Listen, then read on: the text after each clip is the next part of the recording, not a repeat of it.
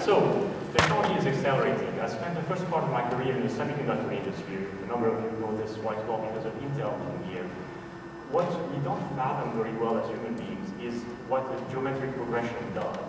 Right? When things double every 18 months for semiconductor density, chip density, every 12 months for storage, every 9 months for bandwidth, we're really not equipped to understand how fast that goes. When I started my career, cell phones were the big thing that you put in your car, right? And yes, that dates me. And now we have these absolute computers with enormous capabilities. Back in 1995, I was trying to figure out what these things would be. What I got correctly was GPS and multifunction from a voice standpoint. I completely missed out on the dual cameras. It never dawned on me, even being in that industry, that charge-coupled devices that were used in satellites, surveillance satellites, would be cheap enough to be in everything around us. So it is extremely hard to understand what that does. So here's a couple of examples what it does.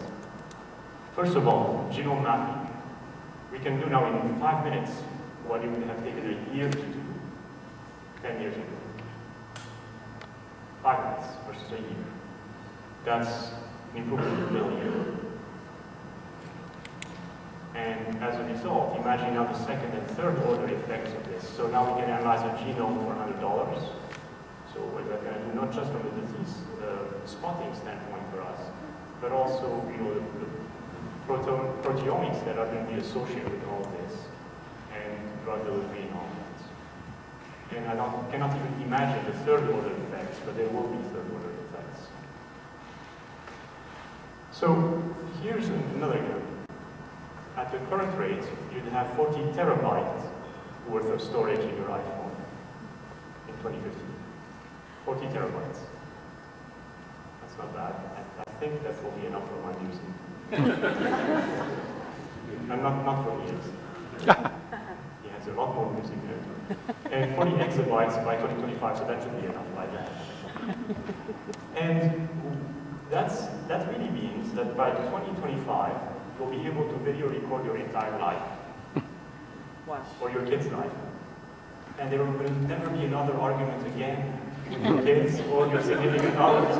You'll be able to rewind and say, see, I did tell you so. And we'll have to make the distinction between what is a good memory to keep and things we would rather forget, quite honestly. Having a fungible memory has its advantages. And so it's going to be an interesting thing to deal with. And you'll have, at the same rate of growth, you'll have the ability to get the cognitive power of a human brain by 2030 in a form factor that will be like an iPhone.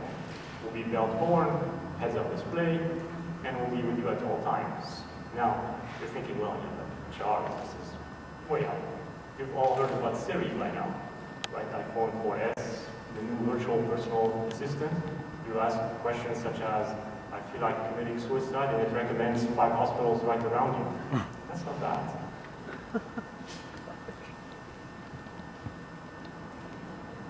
And here's a picture. This is already possible in the cloud.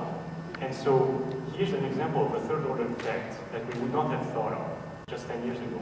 And all of a sudden we realize that we don't even have to wait until 2025 to start seeing these effects.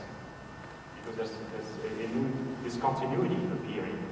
Now you can do these things in the cloud. You can have all the music you want in the cloud. Even if you want exabytes, just pay for them. It's all out there. If you want to do protein modeling, like the folding at home program, or you want to search for extraterrestrial intelligence, you can do all this using empty cycles on the computer. If you want to pay for these cycles, you can go to Amazon or a number of places and pay for computing cycles. This is all possible. The question is, how are we equipped to really use all that processing power? We're generally not. But that's the sort of thing that is possible. So, many of you are aware of this quote by Richard Ryan. I'll let you read it anyway.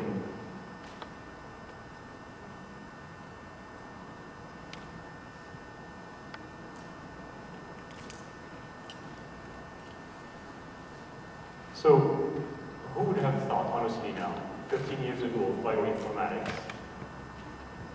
Raise your hand. Raise your hand if you have. And of optogenetics, 5 years ago. Would you like to describe those words for me, please? Okay. Bioinformatics is a fusion of biology and computing technology. In other words, using computing to model phenomena such as protein folding. You know, protein could have up to 10 to the 100th power different ways of folding itself, which would take many times the life of the universe to compute. But thanks to some algorithms, we take shortcuts and we model that. So that's bioinformatics. That's just one example of bioinformatics. Optogenetics is even more fascinating because these are perfect example of third-order effects all coming together that no one could have foreseen. It's the fusion of optoelectronics, recombinant DNA, and neuroscience. In short, what they do, they inject the brains of mice with recombinant DNA so that it affects the way the neurons act when they become more permeable to certain substance that they later on inject, and they activate that permeability with a pulse of light. So all of a sudden, all it says that you can take a mouse, not this kind of mouse, but a real mouse, and literally make it turn counterclockwise by light pulses. Looking forward to that. Yeah. Imagine all the fun we'll have racing mice. Robo-mice. And yeah, that's how it's done. Actually, I was started at Stanford 5 years ago, and now we have courses in optogenetics. Now, but you see, the combination of 3 different fascinating technologies, each on its own, is already very powerful. Combining them to something even more complicated and powerful.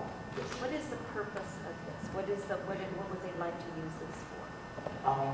Like a lot of early science, we don't really know. We just are finding out that, wow, it's possible to do this now. How are we going to use it? Sounds like fun. Remember, this is also, remember the Delgado experiment with balls back in the 50s, right? They had implanted the brain of a ball with electrodes, and he was able to stop a charging ball in an arena in Spain. It was possible even from the 50s onward. So we've had cruder way to do this, but now this is extremely sophisticated. So we're basically toying around with how can we affect brain and behavior by electronic and chemical means. I saw the term used the other day as a potential weapon against Alzheimer's. Well, I hope so, because I may need it pretty soon. I'm sorry, he said that he saw that it might be used as a weapon against Alzheimer's. So, as this sort of work goes on, what is the new science of ethics that talks about that? Thank you for bringing it up. I will not leave you hungry. I'll be addressing this in a moment. Thank you.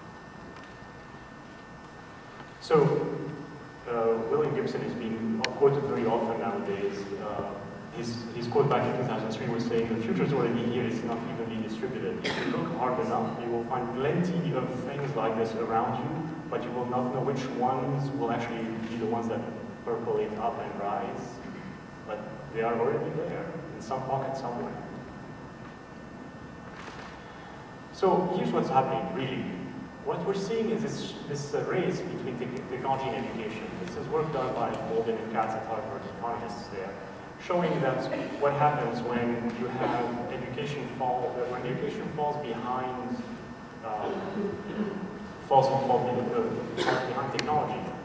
You basically get into difficult situations that you have to correct. And when education catches up, the world feels better. This is what it really means. In other words, we alternate between like social pain, prosperity, and now we're entering the phase of social pain. When technology outpaces education systems fall behind, like they did with agrarian societies not being prepared for the industrial age.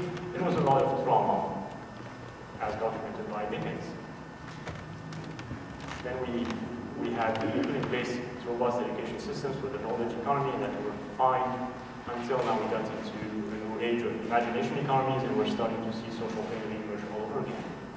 And we have to react much faster now, because I can predict you another cycle starting in probably 20 years because of AI and merging more with machines.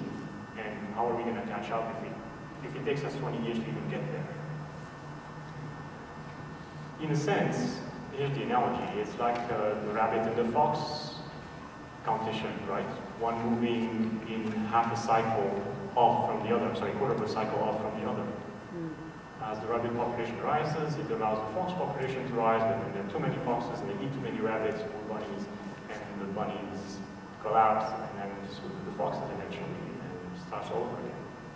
That's what happened between technology and education. So, look, we know change is inevitable. We're not going to be able to stop progress no matter how hard we try, because there will always be a pocket of humankind somewhere that will say, I don't care about the rules, I'm going to do it anyway. So change is inevitable, but how do we deal with it? We really want a Dickensian world to deal with it. Or worse, if you think that you have a bad day at work, I recommend you keep this image in your memory. This is, I think, the worst possible job.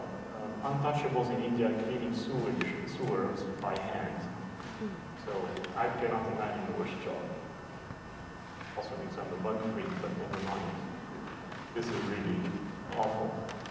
Now, this is all saying that we have to rethink what we teach and how we teach things. So let's take medicine. If you're going to have expert systems able to help you diagnose with a certain probability level what the patient is suffering from, then do we really need so much memorization in medical education? I could also argue, have we ever needed this much memorization? But that's, perhaps that's the point. So, question for all. In an age of Googles and Watsons, what should we be teaching for? And this is where I go back to what Ma'am said, ethics. But I'd like to hear other suggestions. Yes? Well, I think that this creative humanistic touch in educating our children, just to be ready for stuff, anything, but they need to be able to do that. And there's a big difference between a child sitting on a parent's lap and they're reading a book together, opposed to a child with a computer and reading it off the computer. And I think there's one thing to be human. We want the people in the back to hear. Okay, one thing to be human has to do with that creativity in passing it on to our children. Okay, so creative, humanistic, and I think you also said to be prepared for all sorts of things. I feel like it's really important that kids have a sense of distinction, being able to use that technology, but to be questioning of it instead of just accepting, clicking on anything that looks like that's the answer. Be discriminant. Discriminant. Yes, thank you.